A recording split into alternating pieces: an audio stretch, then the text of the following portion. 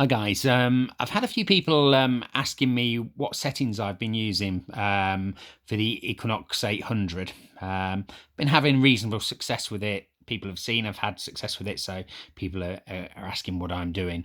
I'm not doing anything particularly special. I'm sure other people are using the same setup or something very similar.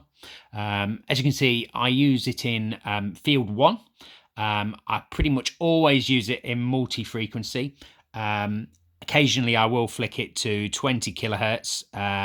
That's mainly when I'm under electric cables. That I tend to find that will tidy it up, quieten the machine down significantly.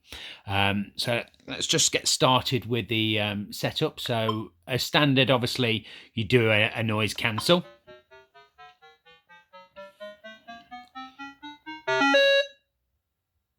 As I say, I'm in multi-frequency. You'll also see that I am in all metal, so I've got the horseshoe pressed. And we'll run through the control menu from left to right to make it nice and simple for you. So obviously onto ground balance, you'll see my ground balance is 0. 99.9% of the time, my ground balance will be on 0. I agree with everyone else that really that's the best setup. I do disagree. Some people will say that, oh, you never need to ground balance. Well, that's not true. I've detected in Lincolnshire, etc., where sometimes the ground is extremely contaminated, very mineralized, and the machine is practically unusable at 0. So I say practically, it is unusable at 0. So ground balancing really quietened it down and signals started coming through. So I think sometimes it is worth having a look at ground balancing. Obviously, my volume set to maximum. Here's my tone volumes. So start off with the iron at a very low volume, so it's just literally there. I can hear it with the horseshoe on, but it's very much background noise. And then all the other tones that I use in the 5-tone setup will be set at maximum volume. Threshold pitch, I mean, that's really personal preference. I just like the sound of pitch 2. And once again, the volume tends to be 4 for me. I do fiddle around with that a little bit, but it's once again, it's all down to personal preference. My target ID is 5-tone. And as you can see, I'll flick through these numbers for you. Tone 1 is at 2. Tone 2 at 13. Tone 3 at 16. Tone 4 at 19. And tone 5 at 25. Now, I like these numbers to be reasonably high. You see 13 there. I like them to be high because I find with the very low grunt of the iron, the slightly higher tones stand out. And I'm looking for signals where I'm getting the mixture of tones. So I want those high tones of the good non-ferrous items to stand out amongst the iron. Personal preference again. That's the way I find I'm getting better target identification. Anyway, so it works for me. Obviously, accept, reject. This is irrelevant for me because I'm using the horseshoe one, so all metal. So we'll move on from that.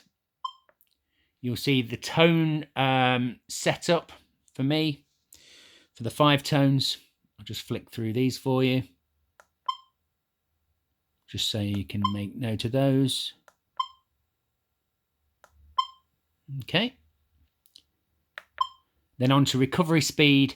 As standard, I use 5. That's what whenever I go onto a new field, you'll always find that I'm in 5 recovery speed. I used to have it as 6, but I do tend to find that 6 gives a very narrow signal, whereas 5, when I've there, gives a nice solid signal. Just a better feel for me. And then obviously from there, if I'm finding there's lots of iron, I might increase that recovery speed to be a bit quicker at 6, maybe even 7. And likewise, if there's not much iron around, I definitely would go to 4, maybe even a bit slower. I don't go as far as 1 myself. I can't make it work for me, but I know there's some very well-known detectorists like it like that. So, but it's just not for me, to be honest with you. And then we've got the F2 and the FE options. So whichever one of those you're in, they work independently of each other. You know what I mean? Whichever one you've got selected is the one that will work. But I'm currently using these on 0. I don't dig any iron, or I'm not going to say I don't dig any iron. That's a lie.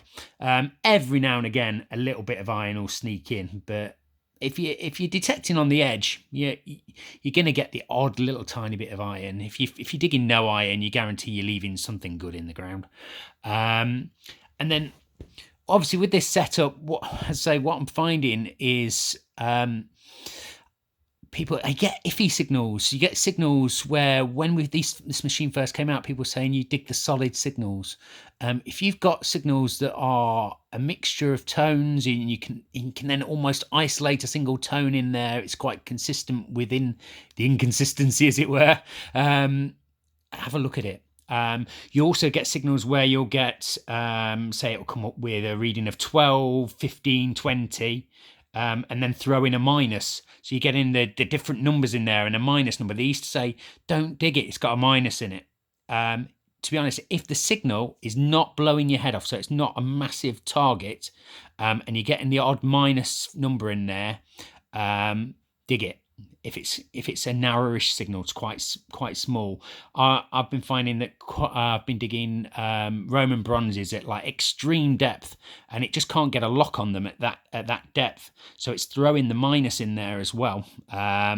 So as long as it's not a massive signal, because obviously if it's a massive signal, big object, you're not going to get that inconsistency of signal. You're not going to get a minus in there. It's going to get a solid lock on it. But just bear in mind that these smaller signals where you suddenly get a minus in the numbers, it's just sometimes that the machine's just struggling at extreme depth, and it's well worth a dig. Okay, thanks a lot. Cheers.